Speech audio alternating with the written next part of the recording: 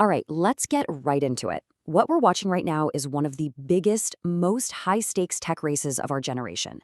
It's this global showdown to build the next generation battery, a breakthrough that could literally change everything about how we move and how we power our world. And the question on everyone's mind is, who's going to win? You know, this quote from EV expert Sandy Munro just nails why this is so important. He calls them the kiss of death for gasoline and diesel. Think about that. This isn't just some small upgrade. We're talking about the technology that could finally, once and for all, end the era of the internal combustion engine. The stakes are just massive. Which brings us right to the heart of our question today. With so much on the line, and with teams from all over the globe pouring billions into this, who is actually going to cross that finish line first and take home the trophy? Now, before we meet the contenders in this race, let's make sure we're all on the same page. The big idea here is swapping out the flammable liquid gunk inside today's batteries for a solid material. It sounds simple, but that one change promises a total revolution. Way more power, much longer range, and, maybe most importantly, they're so much safer. It's basically the holy grail of battery technology.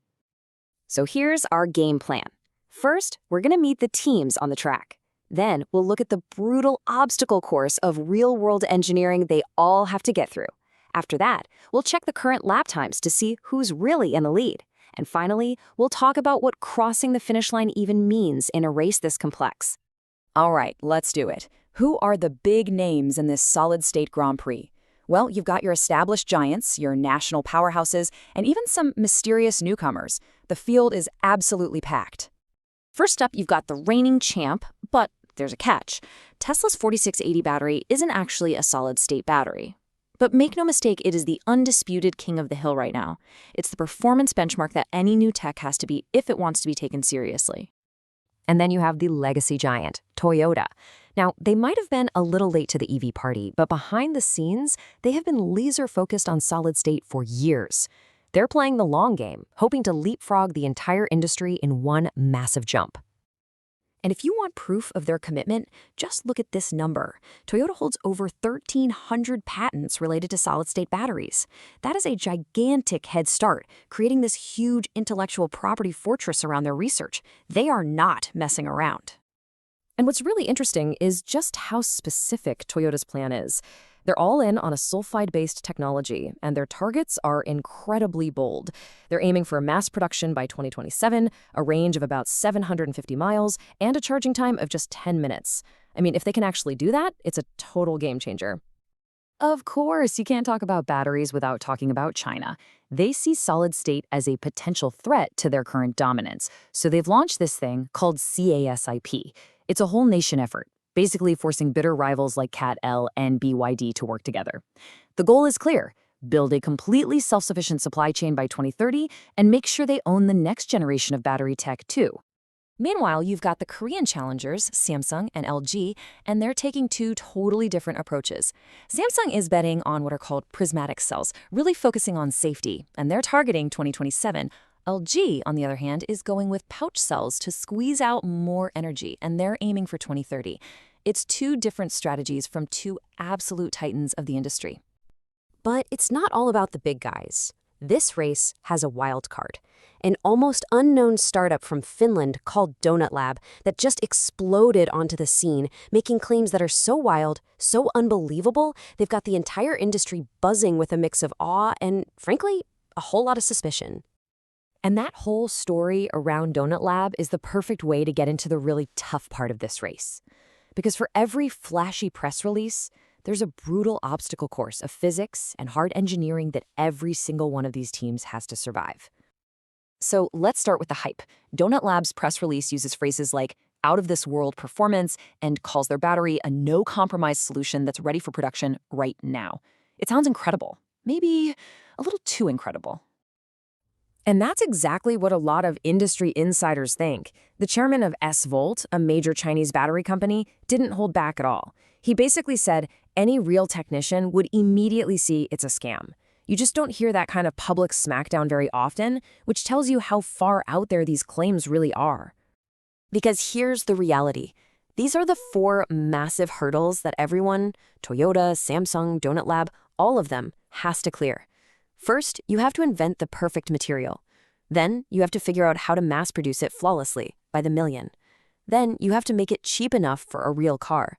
And finally, you have to make sure it lasts for 10 years without falling apart.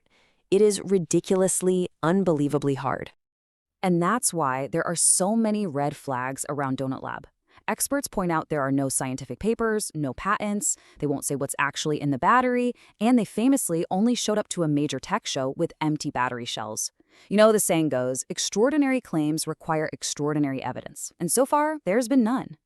So, okay, let's step away from the hype and the controversy and look at the actual data. When it comes to the serious contenders, where does everyone stand right now? Let's check the lap times. This table really helps clear things up. What you see is this cluster of major players all pointing to the same window, 2027 to 2028 for mass production. Yeah, you have some startups like QuantumScape hoping for limited runs a bit earlier, but for the big automotive push from giants like Toyota and Nissan, it seems like that's the real target timeframe. And this chart really shows you why they're all pushing so hard. This is energy density, basically how much juice you can pack into the same amount of space. Tesla's fantastic 4680 battery is down there around 300, but the solid-state prototypes are already hitting 500, and Toyota's goal? A massive 600. That is literally double the energy, which means double the range, in the same size battery pack. But, and this is so important, we have to remember Tesla's advantage right now isn't just in a lab. It's in the real world.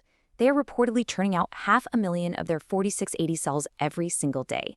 A revolutionary battery is completely useless if you can't actually build it at massive scale. And right now, nobody can touch Tesla on that front. And that brings us to our final lap.